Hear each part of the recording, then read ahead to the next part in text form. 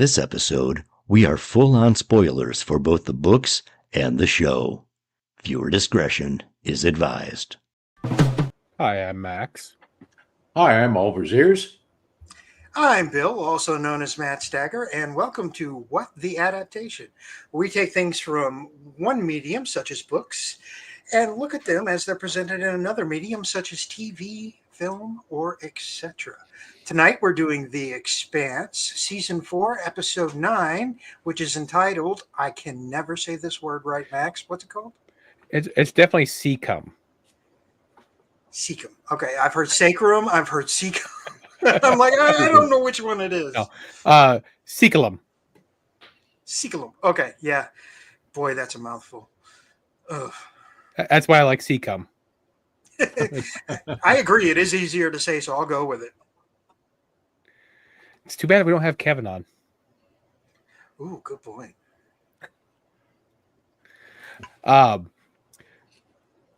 This episode was directed by Breck Eisner. Yeah, the last switch. He's returning for episodes 9 and 10. Mm-hmm. He also directed episodes 1 and 2 of this season. Also interesting is that this is the episode that was written by Daniel and Ty. Okay. Didn't they write the previous one as well? I wasn't around for last episode. So I believe recall. so. Yeah. Yeah, I thought they had. Didn't they write the next episode as well? It's possible. I haven't looked that far ahead yet. Okay. I think so. I'm not 100% sure, but I think so. But it's funny that we've seen Breck Eisner before because seasons 1, 2, 3, 4, 5, 6, and he directed Sahara, which is one of the worst adaptations of all time. I don't know, man. I kind of like that movie. Matthew McConaughey, right? Oops, wrong button. But yeah, it is definitely one of the worst book to movie adaptations, but it's a fun movie. That's one of those. Yeah, I was gonna say, I enjoy that movie, honestly, Okay. with Matthew McConaughey. I've missed that one. if you ever read the book, the movie will make you angry. Oh, okay. No, I'd read the book ages ago, but I never bothered to see the film. And even the book was a little weird, but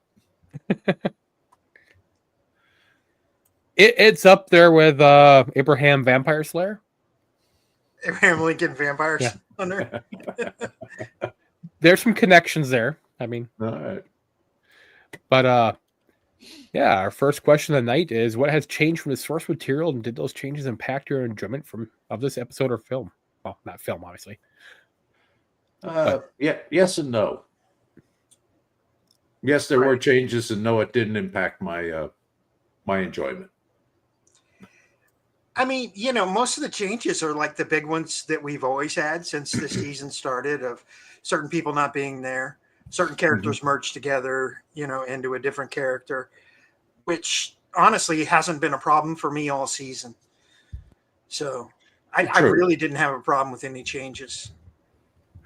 Well, and I had noted last week that the episode was as close to the book as any episodes we've had. This one as well. And I'm wondering if it's because the original authors wrote the screenplay. Possibly. We'll know that at episodes 1 and 2, they did. I want to say episode 1 and 2. They mentioned the railgun. Mm-hmm. So there was that. I forgot that word. The Easter egg? Shadowing. Oh, To the yeah, railgun. foreshadowing. Yeah, the foreshadow. So I was, happy to see them keep that in, especially with the foreshadowing we saw in the early episodes. Right. Because I'm like, okay, you better keep the railgun in if you're going to foreshadow it like that in the beginning. No, they actually blew up one of the moons with it, did they not? Kind of is Chekhov's railgun, but I still love it. I don't know that they blew up the moon with a railgun, but there was a moon that blew up. Mm-hmm. Yeah. I think that's how they did it. Now, one of the changes that they made, and that once again, this comes in as a character that's missing and a character that's been misplaced. But in the book, we have Mazia save Havelock when Havelock has to go out and defend the Rosie against the militia coming from the Edward Israel. Right. And rather than have that action sequence in the show, we have Naomi saving Lucia when the shuttle explodes and you have the debris knocking her out of the, well, I don't know exactly where they are, but off the back or the aft end of the Rosie. And I thought that was kind of nice that they, took one action sequence between two characters and gave it to two other characters. So I thought that was a nice way to handle that. I brought up Havelock when we were watching with my wife, and she's like, "Who the fuck is that?" I'm like, "That's fair. That's fair." Yeah. So I mean, yeah, like I said, we haven't had Havelock, so it's kind of like, eh. I don't know if it's the director, but because this wasn't the same director as last episode, but they have a thing about people standing in front of like cables or other things that they really should not be standing in front of. I'm not sure if you guys discussed that last week at all, or last week. No, actually, I don't think any of us noticed it. Honestly, No. Well, they were like hooking up the cable and waiting for the ship to get taut, and I'm like, why are you standing next to the fucking cable? I did mention I was expecting it to snap and snap the little girl in half, the daughter. But I was I'm like, like, dude, I really expected her to get cut in half. But like that's basic safety. Don't stand anywhere near it. And like even this episode, they still had instances of like, why are you even near this thing? Or like even like the robot like walking around. Why are you that close to Miller robot? Well, I mean, yeah. you could say that entire room is why are you there? Yeah. Yeah. And OSHA is nowhere in sight, so Oh yeah. they can get away with it. What the heck? But there were just instances of like, why are you guys just walking so close to these dangerous things? Like, just be a little further away, please. Mm-hmm. And also, if you're going to fire off a puck with the railgun, and it has enough energy to actually, propel the ship to a higher orbit, can you simply stand there and hold on to a handhold and expect not to be thrown around? So they're little things. I'd be getting in the ship at least. Mm-hmm. That would help. I mean, Strap in, do something. Yeah. Stuff like that. Maybe get that tether a little more taut or something. That was my thing. Is it looked very slack from every shot. You could see the loop in it, and it's like that should be a little tighter, at least a little bit, right? I mean, because they talk about doing an extra burn to try and get higher and pull it up a little, but because I'm pretty sure, like even on basic towing stuff with vehicles, if you have a tow strap, you don't want slack in that tow strap. No.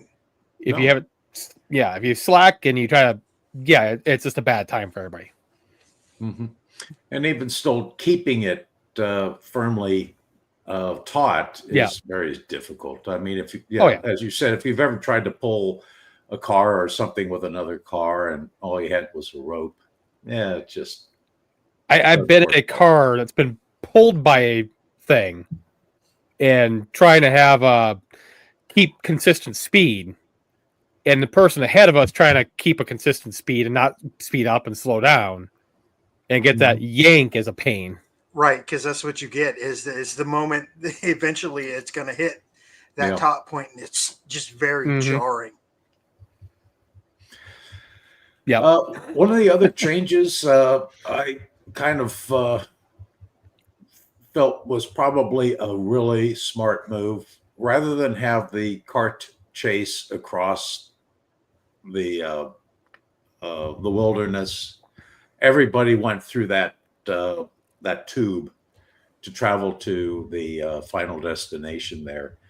Oh, the nap goo. That's what I call it, because you get to take a nice nap. You'll Yeah. get there when you get there. You can literally take a nap. Yeah. Did we And- actually see I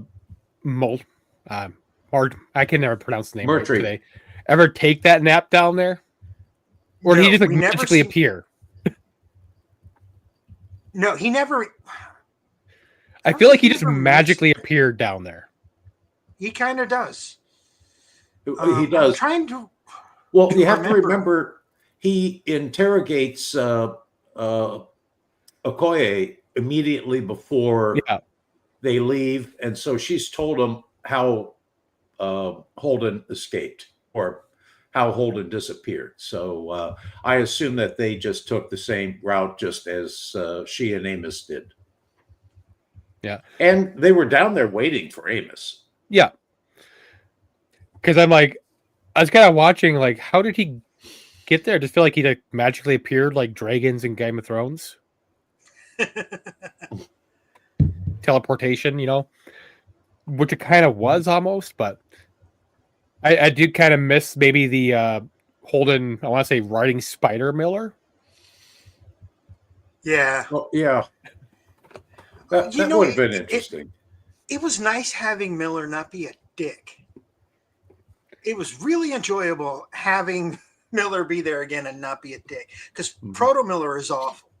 I hate him with a passion. Every time he's got the hat on, I just want to. Yeah. I can't stand him. Even in the book, Miller was very subdued as well. He was pleasant, let's say, in his own snide way. So Yeah, I do think one of the changes. They did maintain Miller very nicely, though. Yeah. I think one of the changes is we don't really dive into what's happening to Miller. We sort of get a glimpse of what's happening to Miller. But in the books, what's happening in Miller is way more horrific. Mm-hmm. I mean, the being ripped apart and destroyed and then recreated at different points here, that they kind of show that a little bit at the beginning. Yeah. But in the book, it's so much more, and it's horrific. Mm-hmm. I get there's no real way to represent that on a television show, I don't think. And I don't know if the actor would really be able to bring that across properly either. Yeah, I don't think it's possible to get it across to the level it is in the book. Yeah. You need that internal monologue and realizing the horror of it, which is kind of hard to do. Like I said, in a purely visual medium, mostly visual medium, it's kind of hard to do that. Yeah. I would say the screen time he had wasn't probably adequate to do it. They gave a lot to Alice, Laura, and Bobby, more than they gave to Miller, I want to say. Mm-hmm. Oh, yeah. To adequately show that. Give me a choice of looking at Bobby or Miller, and I'm picking Bobby every time. So I get it. I mean, considering last week's episode, you got a lot of Bobby. Yeah. Literally. And, it's very interesting. We had Yeah. absolutely no Bobby and no Avasarala in this episode. Mm-hmm. Yeah, it was weird not having either of them. Yeah. I had a double check. So I did a back-to-back today on those episodes. Episodes 8 and 9. I had to do a double check to make sure they weren't in this one. Like, okay, yeah, they're not in this one. Okay. Yeah. But yeah. Trying to think if there's anything else in this episode that changed from book, because like I said, it's fairly close, but there's obviously changes with people that weren't in here at all and switched out characters. And trying to think, let's see, with the it hasn't really come up yet, because I'm gonna think that's maybe next week's episode with the whole trying to get people across to the other ship. Yeah. And actually, that whole process never even really occurs, either this or next episode. And Right, it's mentioned, and that's about it. I think Yeah. there's a slight blurb, and that's it. So then there's like a whole thing about them trying to put him like in a tube or something. Yeah, because I mean, when you think about it in the vacuum of space, that whole transfer thing is a big deal. Trying to figure that out and the logistics of that. But I can see why they didn't want to, dedicate, because once you start down that road, you have to explain how you get out of that road. That's going to take a lot of screen time. It's like a hot dog casing. You fill it with air. Yeah. Yeah, sure. And actually, we see this. What do they Round call up it? parts, whatever. Yeah, they call it the rescue tent or something like that. And we see that actually in action next season. It's probably accurate. It's been a couple of years since I've seen the whole series. I just finished the whole series, so I finally got to a point where I'm like, screw it, I'm going to finish it, and I just finished the whole series. So, okay. Now I got to get caught up in the books. So you have some feelings about Avasarala. I do. I have some feelings about everybody. There are people I absolutely want to strangle, and I can't mention anything about it because I'm not there yet. But there are people I want to punch in the face really, really hard. I'm not going to lie. Let's see. Are there any other changes you want to talk about, or are you ready for the next question? No, I think we're good on changes. Like I said, some little ones here and there. Overall, this episode was pretty fun. I mean, I enjoyed it. Robot Miller was funny. I don't know why, it just struck me as funny. Especially who the hell are you? When he finally gained sentient of the robot. I kind of had a good segue to our next question's favorite scene or dialogue. Ooh, I've got a couple, obvious ones, I think. Who the hell are you? Amos, I think Amos's confrontation with WtA once he and Elvie get off of the nap tube. I just love that whole bit, and he says, I told you I'd never lie to you.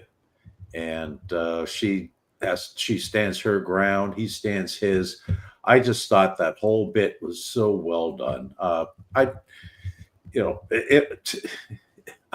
think that was probably the best bit in the whole episode for me.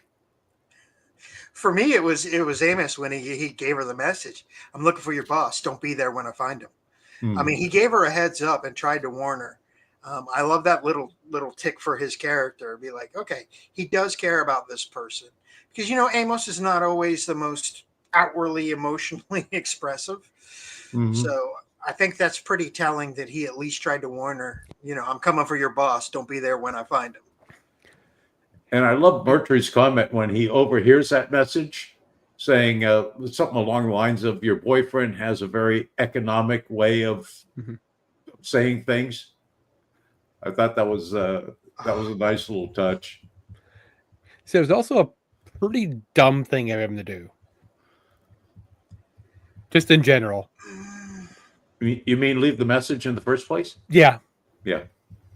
Do you think Amos cares if you know he's coming? He doesn't care.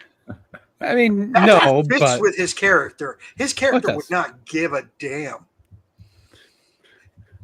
But as someone as dangerous as Murtry, it's like, pretty dumb move.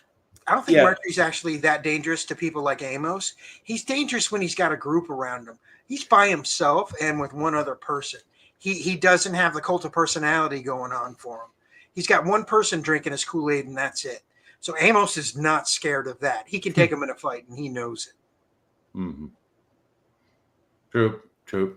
Yeah, but even still, you don't want to give up any advantage that you could possibly have. So Amos leaving the message, probably with the understanding that knowing that Murtry's going to hear it, was probably a dumb move.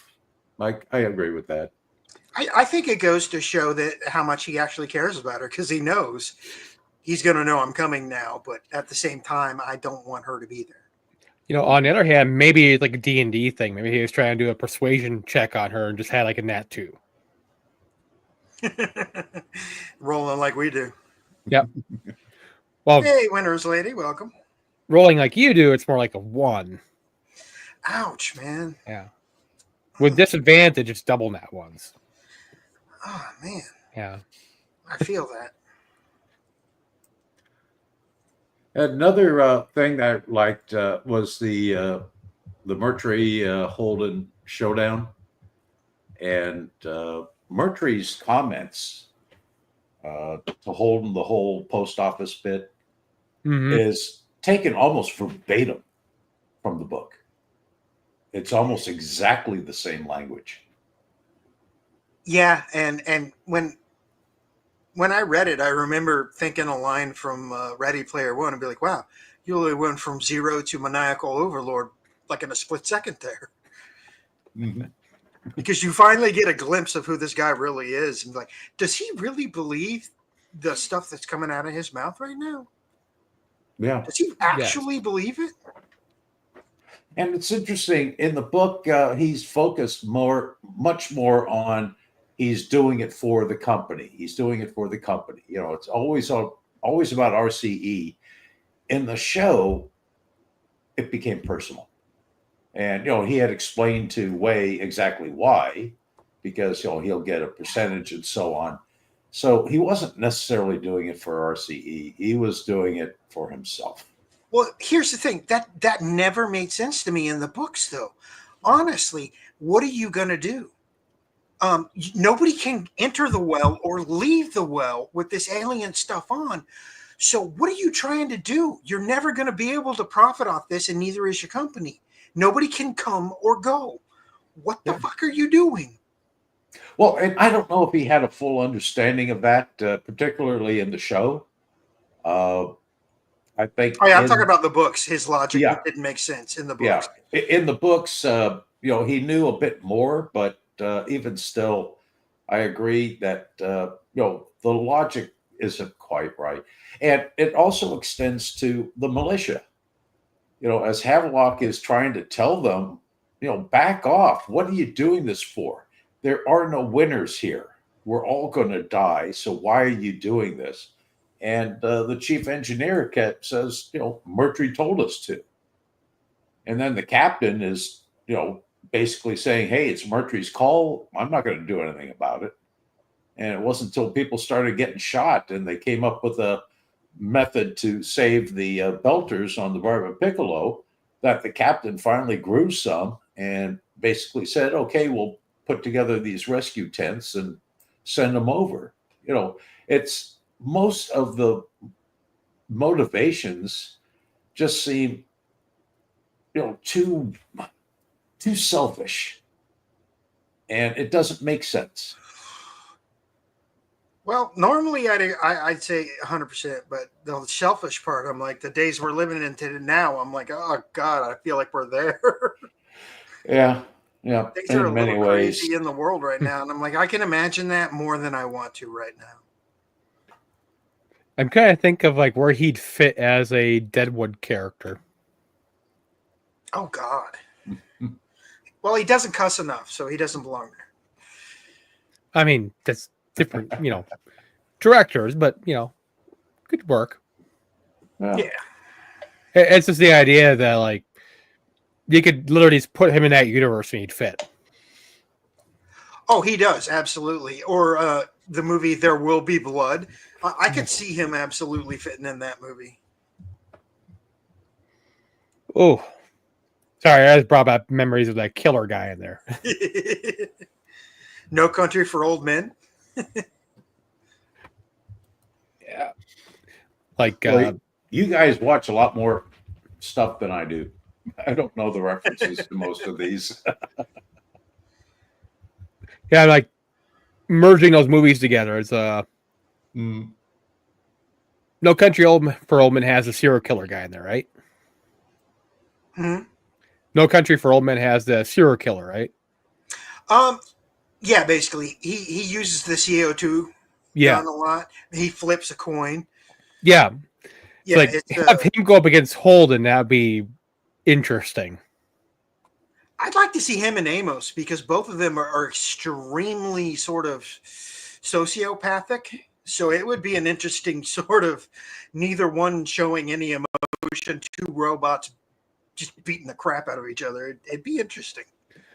Mm-hmm. And like, I could definitely see there will be blood in Adolphus. Like, ooh, close. Yeah. Yeah. See, I can see him in that because he's a good talker. And when that fails, then he tries to get maniacal. So they meet in a bowling alley. I'd say that. yeah.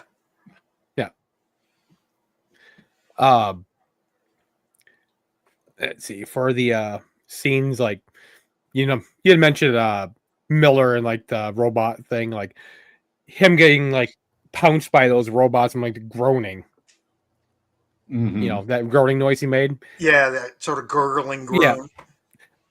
I don't know. Miller always in his that state has always made me laugh. I don't know why.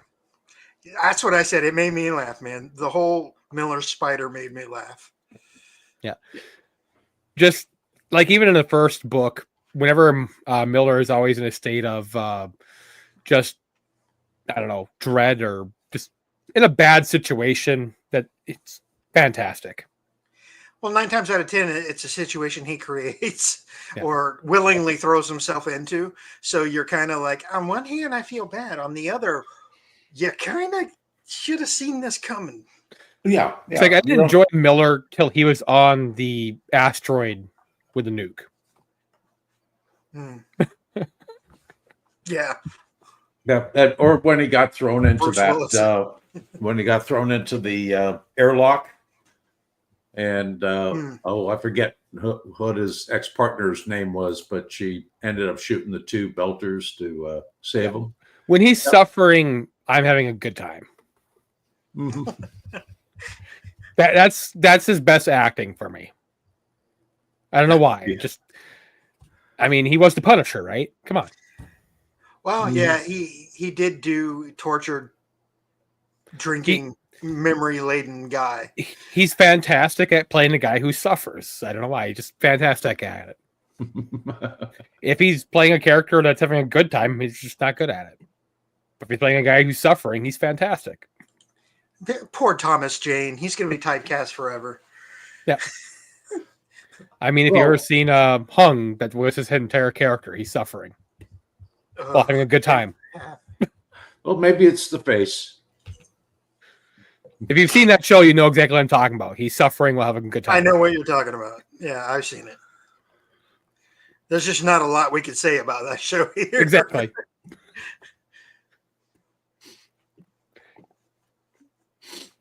Let's just say male prostitution is a thing. Oh, no. Thomas Jane is Miller. Yeah. Mm.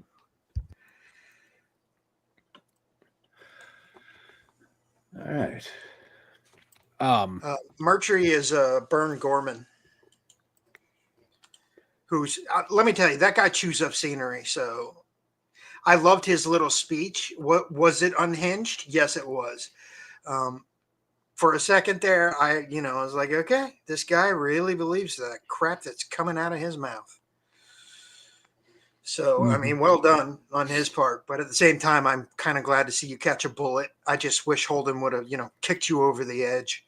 I would have felt a lot better. Personally. Just me. I mean, he could have played, what's his name? Game of Thrones. He could have played the older Lannister easily. Tywin was his name? Tywin? The grandfather guy? Oh, the father. Yeah. Like, he could easily have played that guy. If they do like a prequel, he could easily play that guy. A younger version of him? Yeah, absolutely. I could see easily. That. Ruthless enough. Yeah, I could totally see that.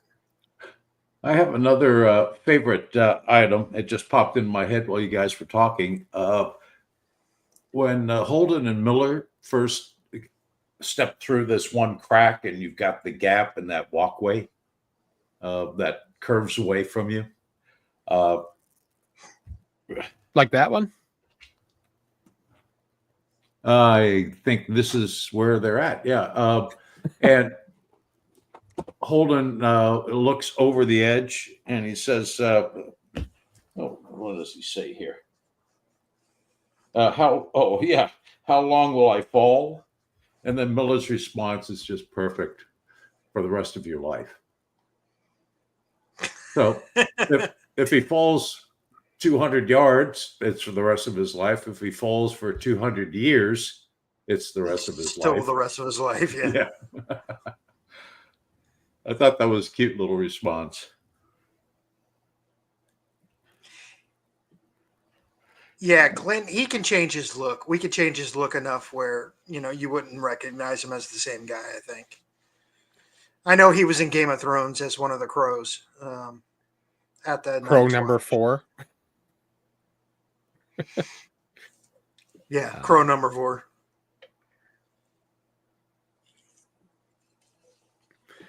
Yeah, I got this picture here from earlier. I mean, her Dragon Spider Miller is awesome. Yeah. And I'm like, how is she going to do that without touching it? Oh, wait, she's going through it. And then I remembered, oh, yeah, in the book, she totally just sort of jumped through it and was like, I don't expect to live.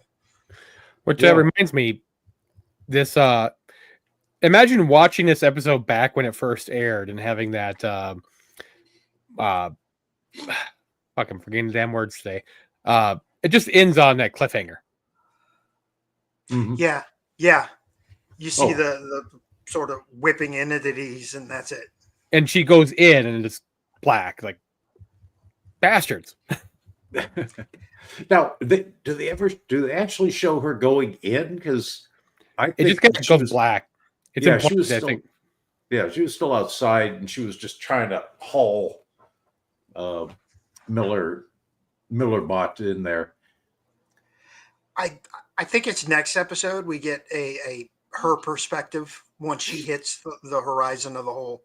So yeah, they do cut to black here as soon as she enters. So yeah, I mean, not a good time going in his head.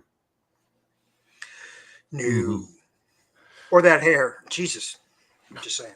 Oh, you want that haircut. I could do it. I could pull that off, I think. I think you done it? Pretty close. Well, if you give me a tube, I could do it, but just get a cat. Not all our cats like to hang out on our shoulders, Max. Sorry. Speaking of which, where's your cat? Hiding. Ah. Okay. Yeah. Add some random pictures here. Our tether. See, I think that's the tightest we ever see the tow line. Yeah. And I think that's after they regain the use of the engines, isn't it? I want to say yes. Well, the moon also doesn't look very melted. Yeah, but they don't need the tow line if the engines are restored. Also, they were going on about center of gravity and everything. That tow line is so far off the center of gravity, and I can't imagine you've got more thrusters topsides rather than below. So I don't see what the whole bit about center of gravity was all about. Just technical jargon to throw in there to sound like they know what they're talking about would be my guess. Yeah. Oh, shit. And the Barba Piccolo just looks like a tiny version of the shuttle in that shot. Yeah, it does.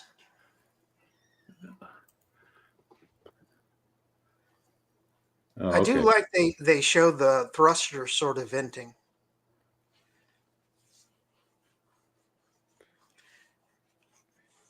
Well, yeah. I mean, last week, Glenn had a thing about them, when they throw the cable across, be like the person who grabbed it would literally be ripped off the ship and keep going with it. Mm-hmm. We're like, yeah, we understand that's how physics really works, but you know. Yeah. Now, what did you guys think of the rescue?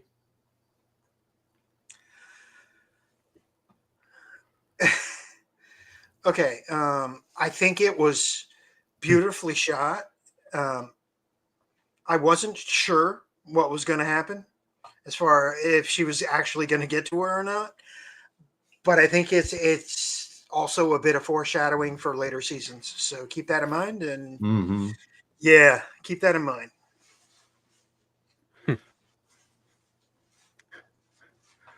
That's.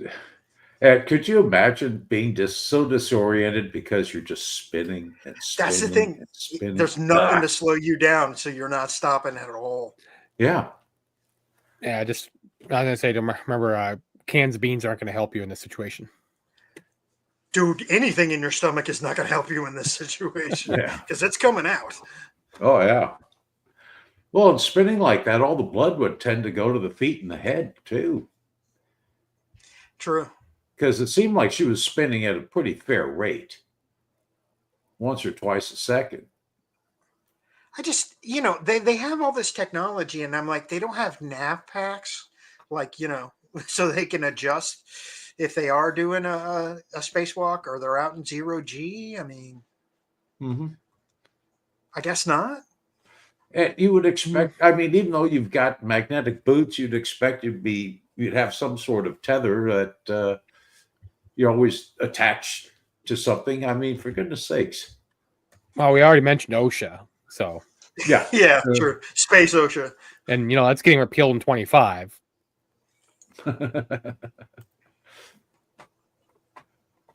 Probably. All right. Our third question tonight is: how did the quality of the production, special effects, music, affect this episode for you? I mean, okay, I may have partook in a particular herb watching this episode, and So it's that fantastic. purple glowy stuff was beautiful, man. I was enthralled. So I think that was well done. That stuff, yeah. Well, the nap thing in particular, the nap goo when Holden is going through it, I'm like, that is beautiful. And then I'm like, wait, is it really? And then I rewatched it today. It's still beautiful sober. Yeah. So what you're saying is you just want that nap goo in your house. I do. I do. It's weird, but I do. Apparently, you can breathe through it and just still float. It's like deprivation chamber awesomeness. I want nap goo. Damn it. Nap goo. Sounds like something, a toy or something. Just fill your bathtub up with it. By Mattel. Oh, yeah, there you go. Yep. I don't have a picture of it, but we had the planet glowing with that blue stuff. All the lines from their networks and stuff kind of glowing with that blue shit. Yeah. When everything lit up. Yep. Yeah, that looked very cool. I love that effect. Yeah, it was cool. I mean, I think it's beautifully shot. I haven't seen an episode yet. Well, okay, the Beyblade thing on the planet bothered me a little bit, but honestly, this season, that's the only thing that really bugged me. Everything else is beautifully shot. Try that episode again, doing what you did when we watched this episode the first time. I did, and no, it still looked like a Beyblade to me. Okay. Okay. It was just a hypothesis to see if maybe that would help it. Oh, I tried. Yeah, and most of their 0G stuff is really well done. Now, this effect here, I love that. There are parts of that I liked, like the head thing had that weird, what do you call it, nanobot look to the head where it's all shimmering and moving. Right. But parts of the legs were all just, I don't know, look kind of cheap almost, if that makes sense. Parts of it look really well done. Other parts look like it was a very cheaply made robot. Tubes. But I think it was on purpose. I think it fits with sort of if Miller had to create this thing himself. That's kind of how it would be, kind of thrown together and sort of, I think this is good enough, with that head being his actual, thinking and processing whatever. So this is the monkey in a skin suit putting together a robot, not a proto-molecule. It's a monkey flipping all the switches. He even says it himself. I mean, I'm it gonna makes flip sense. all the switches. I mean, that makes sense. Monkey? Yeah. Mozart. Yep. The angry eye of God thing. I mean, I love the tendrils coming off of it. I swear it almost looks like Lord of the Rings script just around the edges. Like that picture you just showed. Yep. It has a very Sauron it type does feel to it. Yeah. It does. So, do you want to explain the question from Winter's Lady? Okay, so he's basically being destroyed and remade every time by the proto molecule. Wherever the proto molecule is, there is a Miller there. And basically there's proto molecule everywhere in the alien site. So Miller is technically everywhere, but he's able to separate his conscious away from the control of the proto molecule. So when he goes into the wall, it's just him and almost no proto molecule. He's able to sort of infiltrate it and manipulate it just a little bit, just enough, which has taken him literally thousands and thousands of deaths to figure out how to do this much. Mm-hmm. So it's really been a lot of work by Miller, but that's how he's able to transfer himself into the sort of robot thing he makes. Yeah, he's got a bad Wi-Fi connection. Yeah, sort of. Yeah, and you have to remember that Miller, as perceived by Holden, is just a projection in his brain. He's not physically there. Holden is seeing him because Miller has basically projected his image into Holden's brain to make it look as if he's standing there. I mean, what was it? Last season, 2 seasons ago, when Muller's just sort of floating along as Holden is approaching the central orb in the ring space, and he's just floating along as happy as can be. He's just a figment, and because he's just a figment, he isn't real, and he's just a proto-molecule. He can take over anything the proto-molecule created, or manipulate, I should say. Yeah, I wouldn't say control, but manipulate, absolutely. He sort of worked up to that because, like Glenn said in chat, you got to remember, he's being created and destroyed like 116 times a second or something like that.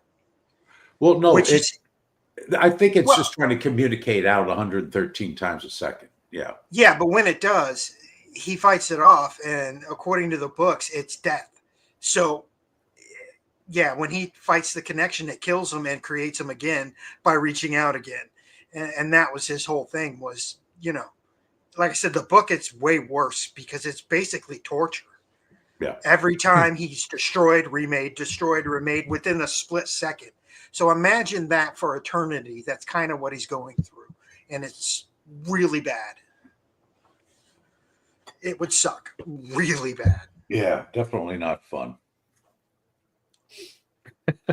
One other thing on the technical end here, I was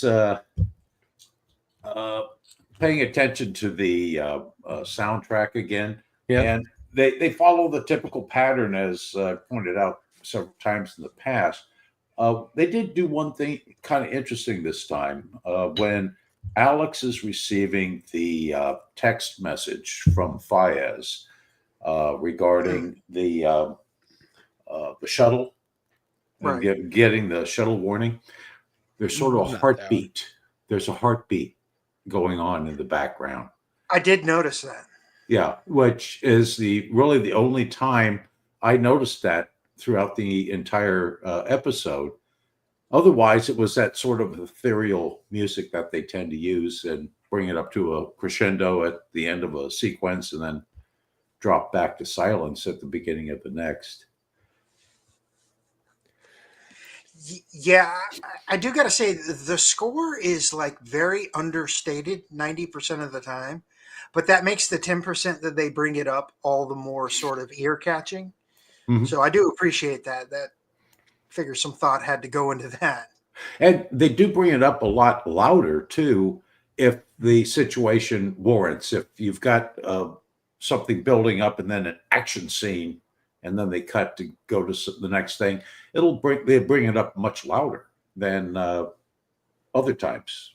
They tend to just slowly bring it up, and sometimes they never take it over the edge, obviously. But I almost wish they did.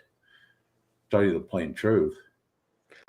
I think I paid attention to the music more because last week we even commented. I don't always notice the music. None of us did. We're like it's sort of there, but I don't always notice it. So I think I paid a little more attention this week, and that's why I picked up on the heartbeat. I didn't have I write a note about it, so good thing you remembered because I completely forgot about that. As soon as you said it, I'm like, that's right. When he gets that message, we start hearing it. Yeah, I usually leave because I write down each one of the sequences. I watch the show, then I watch it a second time, write down the sequences, and then I watch it a third time. But I try, and this is what I don't do every time. I usually try to listen to it without watching it. So I'll look away, but I'll look over to make sure I'm, in the right place, and I just make notes about the soundtrack and such. So that's how I approach the soundtrack, because usually I'm too invested in watching to pay attention to the soundtrack. So I actually have to do a soundtrack watch. A soundtrack listen. Right. I like that. Yeah, I didn't really notice anything on this episode. I more heard music last episode. There was a couple scenes here and there I noticed music on. I think there was like a sound effect or something with the portal thing I remember hearing. That's about it. Like something was going on when that happened. I can't recall exactly what it was. I'll have to rewatch it. I don't remember noticing a sound effect, so I'll have to rewatch that part. Especially like when those fly things came in. Oh yeah. But yeah, our next question, if anyone has anything else before that, is best actor or actress. I'm going to go with just Salguero Way. I mean, she didn't come across as like overwhelming or anything. She just plays a very believable part, and because I believe her, I think she's doing a good job. So that's my vote this week. I'm kind of tied between Stephen Strait with Holden and Thomas Jane as Miller. I really love their interaction in this episode in particular. I think they played off each other really well. Probably better in this episode than previous episodes where we've had them together, honestly. Mm-hmm. And, I think the actor who played Holden sort of, well, that's later. Never mind. Yeah. Well, just those are my two favorites. I'm going to have to go with Miller and Murtry. See, I've gone with Murtry on every episode he's in, so I'm like, okay. I've never went with him this episode, but I'm going with him just because of how his speech was delivered and just made Miller or not Miller. Mm-hmm. You know what I'm talking about. Holden. Just draw on him. Yeah. And that led to Holden's line of, civilization and bringing him in. Okay. Let's face it, the real best actor was Napgoo. Your little, which I noticed you've changed on your thing. Yeah. Yep. My title is now "Where is my Napgoo?" Yep. Where's my Napgoo? Where's my Napgoo? Now the most important thing in the world. Seriously. You have to petition scientists to make this for us. Like, where's Mr. Wizard when you need him? Yeah. Come on, Bill and I, get to work. I want my nap goo. I'm gonna say worst actor is the Cable.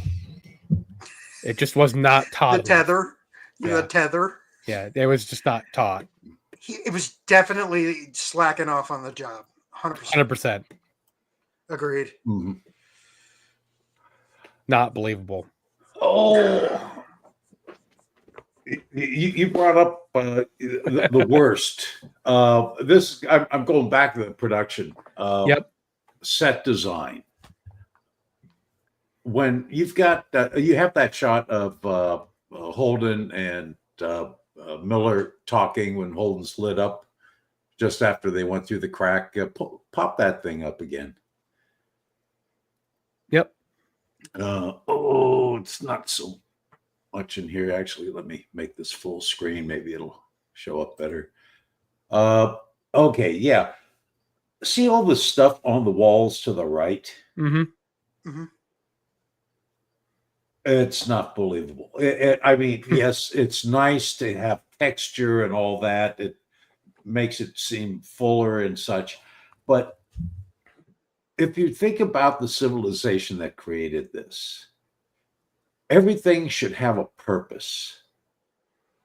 I see no purpose for all of this. It just doesn't make sense to me. They're circuits. Well, Yeah, I think it's actually language and then a picture language for dumber species. Only we're way down on that list, so we don't get either of them. That's sort of where my mind went. But I mean, yeah, Sorta because I like- think each of those panels has a different circuit board sort of thing. So you're That's saying where one I'm of them going. says that the canteen is to the left? Yeah, I mean, one says, yeah, men's restroom down on the right. Another one says, do not open, electrical, whatever here. And another one says, whatever, authorized Yeah. personnel only. And that's actually been a gripe I've had with the sets. There's for the ruins here. It's just always been too busy, and I understand it adds a lot, but the fundamentals just seem so weird to me. That's all. Yeah. Just wanted to bring that up. Okay. I could see where it would have looked better and sleeker if they just went with a flat surface of like a matte black shiny surface. Mm-hmm. I think that would have served just as well. Because like I said, those things don't really have a purpose that we know of. And if it's a purpose we can't sort of fathom or understand, then why is it there? Yeah. And why is the structure so big to start with? And a lot of the internal shots showing, webs of things going in a bunch of different directions. It's never, it looks great. In the books, we know that this is a manufacturing and distribution type setup, but Right. you never find out about that in the book or in the show, obviously. But that's just something that's been bugging me since the beginning. That's all. Well, yes, you got to get that stuff out. Otherwise, it festers, and then you get an attitude, and you end up wanting to punch characters. I understand. Yeah. Yeah.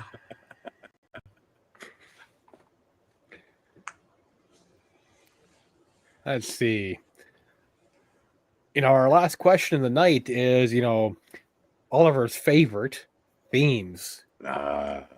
Consequences. There are consequences for your actions. I mean, that is a huge theme for this episode. Everybody is facing consequences one way or another. Like, not think about a theme before coming into the show tonight? I usually have an idea or two in my head of, okay, what did I feel the sort of overall reaching idea of that episode was?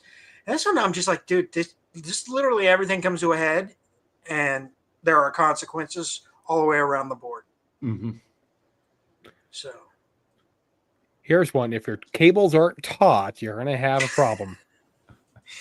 see, he's venting the whole cable thing. You got to get it there out. you go. You got to get it out there, otherwise it festers. I mean, here, like Glenn said, consequences equal and opposite reaction. If your cable's not taut, equal and opposite reaction. Using Chekhov's railgun. Nice. Well, just think about this. They shot that railgun. That's still flying somewhere. It's going to hit something somewhere eventually. You know, it's still out there. But So I'm trying to think of what's his name.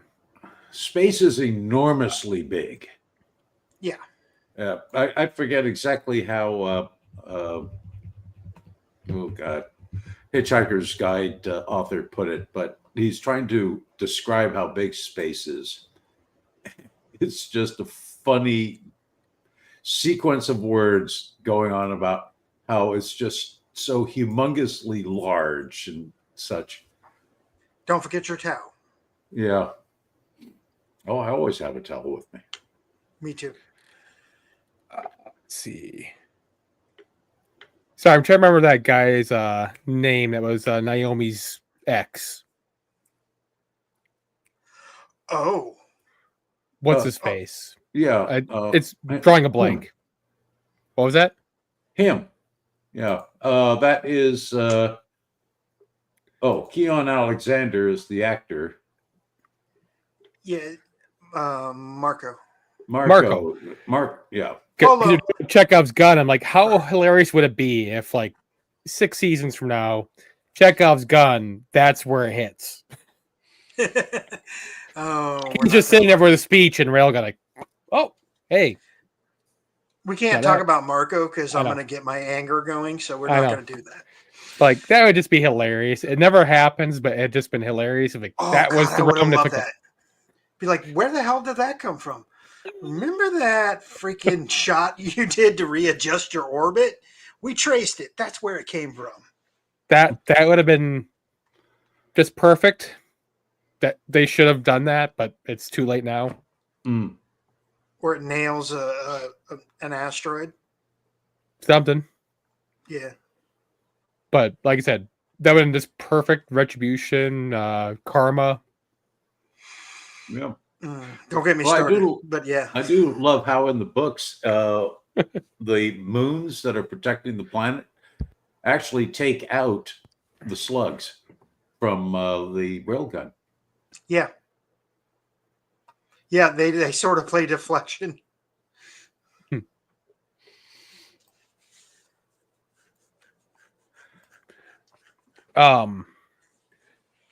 So yeah, did we have any other themes besides, consequences and taut cables? I am themeless. That should be your new title. Oliver's ears. Themeless. Let's see.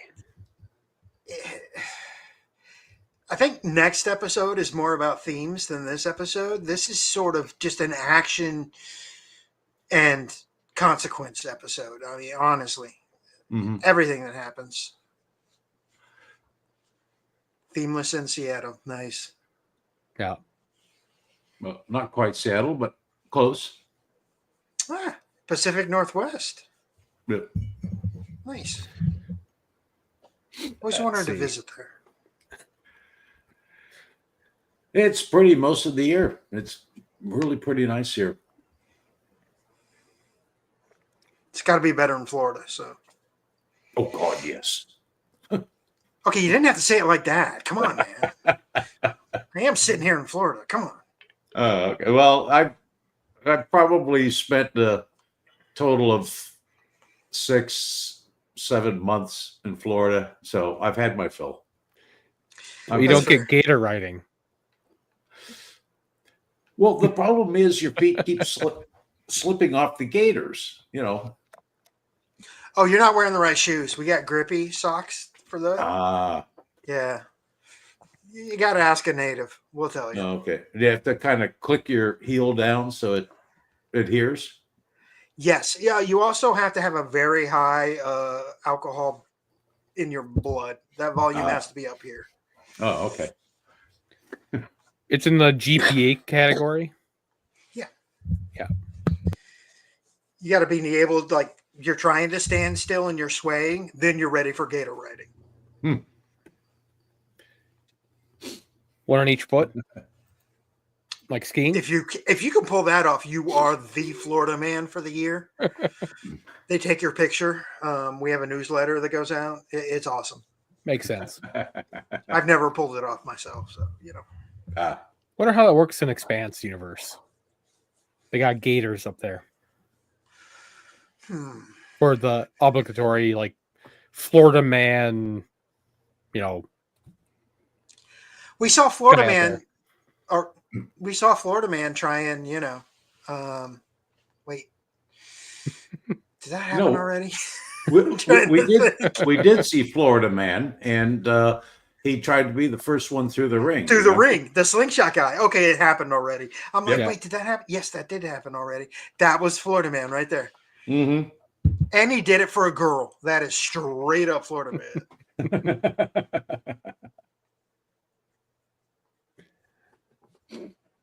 All right. Anyone have anything else before we wrap up the show tonight? Just that I won't be here for next episode. I really loved next episode. Oh, okay. That's too bad. Yeah, I mean, it's too bad you're not going to be here. It's not too bad that you love the episode. That's fair. I mean, either way. But I really enjoyed the next episode. So my thoughts on this season are one of my favorite seasons, honestly. Book-wise, this is not my favorite book in the series, and it was kind of hard to get through. So I'm really hoping Nemesis Games is a little more action-y, I guess. There was a lot of self-reflection in this book.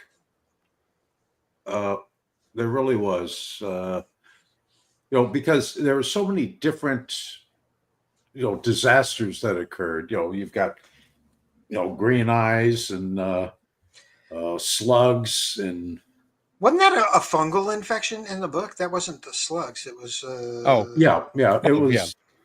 And actually, it wasn't eating their eyes. It was just occupying space. So that's why it never became a destroyer of eyes. In fact, I think they kind of made that clear in the show as well, did they not? I mean, the way somebody said something about eating their eyes, but I don't know if it was actually really, debunked or not. I think the doctor did make a comment when she was talking to Holden about what was actually going on, but everybody else was like, "Oh no, it's eating our eyes." Okay.